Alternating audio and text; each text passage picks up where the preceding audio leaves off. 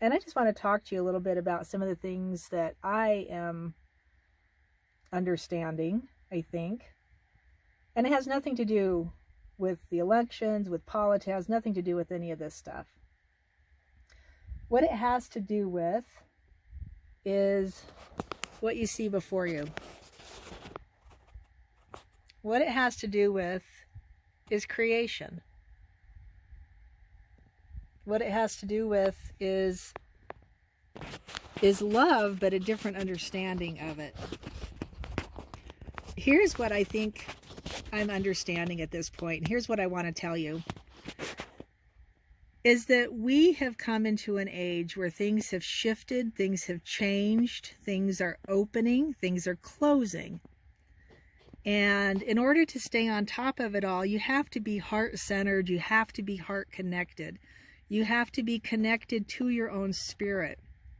You have to be directly connected to the force that we call God, to the force that some would call source, to the force that, as you can see here, is creation. And in that source, in that God, in that concept of being connected to all that is, you have to start to understand that the word we use for love isn't the right word, and it's not the right context. And it's a hard thing to try and explain, so just bear with me here. My understanding and what I'm receiving from God at this point is that the vibration, the harmonic of vibrations that we're all searching for at this point, is beyond our scope of comprehension. It's beyond our scope of understanding, and we tend to say it's love. And I heard somebody saying this the other day, and I couldn't explain it, so all I could do was shake my head. I couldn't explain it, but I'm going to try and explain it here. What was said was that love is all there is. Love is all there is. Unfortunately, because of our comprehension and our understanding of the word love, it falls way short. The word love falls way short. And so if you're trying to create yourself and your inner self, trying to wake your inner self up based on the concept that we have of love, it'll never work. Which is why there's so much struggle and there's so much hardship and there's so much what feels like failing. Why don't I get it? Why can't I do this? Why isn't this making any sense? Why does this continue to run me in circles?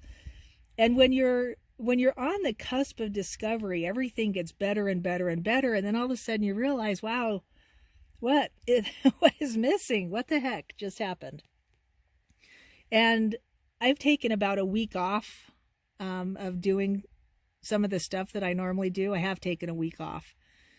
Just to give myself and my heart time to rejuvenate and regenerate and restore my own inner peace and my own soul. So what I have come to is it's that concept of love that's holding us back. And I might get railroaded for this, and some of you might actually go, oh, wow, that's it. God is far beyond love. There's way more to it than that.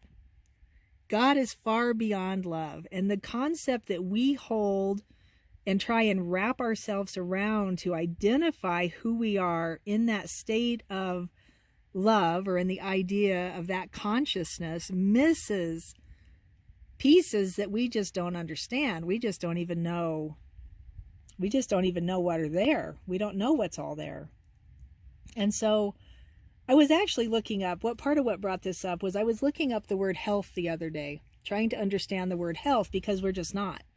We're not healthy mentally. We're not healthy spiritually. We're not healthy physically.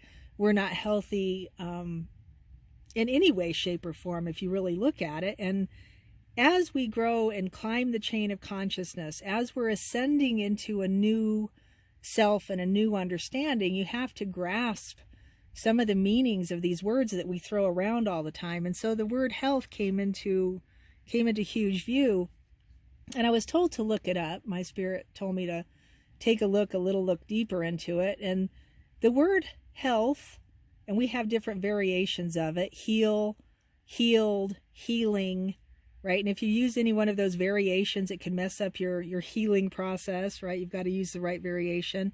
And if you just claim health, what you're claiming is whole and holiness.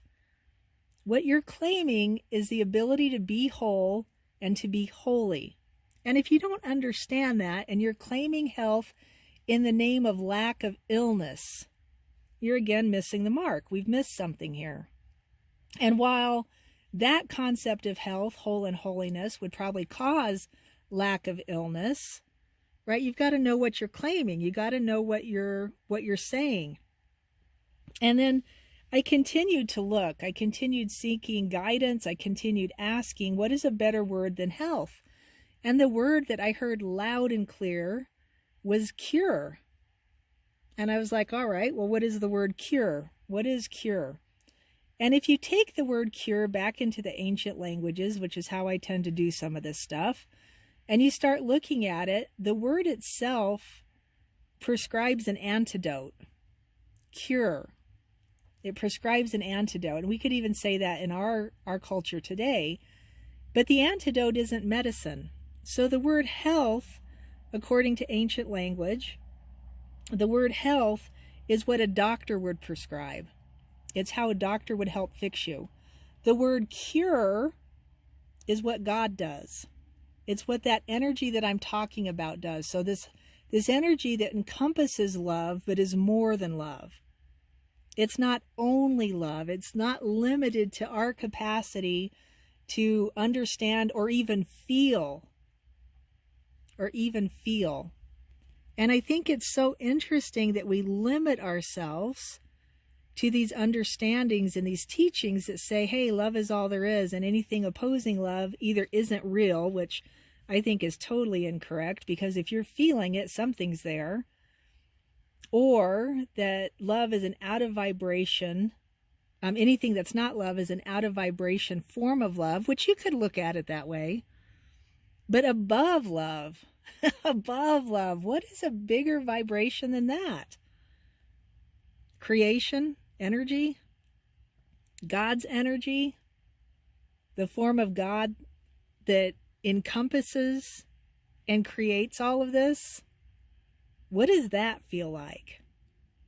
That's the question that I have been asking, is trying to search for and feel that question. And I think it feels like what we would consider Om sounding like, if you can bring yourself into that vibration. The sound of Om in a tonation where it's not just, one vibration, it's a harmonic, a symphony of sounds. And I think it's actually what this sounds like. I think it's what nature sounds like when it's totally quiet out. And maybe you hear a bird or a duck. I just heard some ducks going off. Something from nature adding to the vibrational quality of this magnificent overtone. I think there's more. I think there's way more. And I think we're limiting ourselves when we limit ourselves to the word or the understanding or what we think of as the vibration of love. Comment below with what you're thinking. I'm always interested in what your thoughts are. There are no rights or wrongs on this. I'm just putting out my thoughts, my ideas. I'm on the search. I'm on the hunt. I want to know. I want to understand. I'm tired of feeling like I'm in the dark. And clearly it's brighter than bright out here. This is amazing. But tired of feeling like I'm in the dark. What else has been hidden from us? So many things are being unveiled right now. What else has been hidden? I want to bless me, I want to bless you, and I want to witness myself as light, and I witness you as light. And the only way I can do any of these things is to recognize myself in that capacity first, and then recognize you in that capacity. So that's how I do it. And I want to thank you for listening. Can you please share these videos, subscribe to my channel if you haven't already, and check back for more.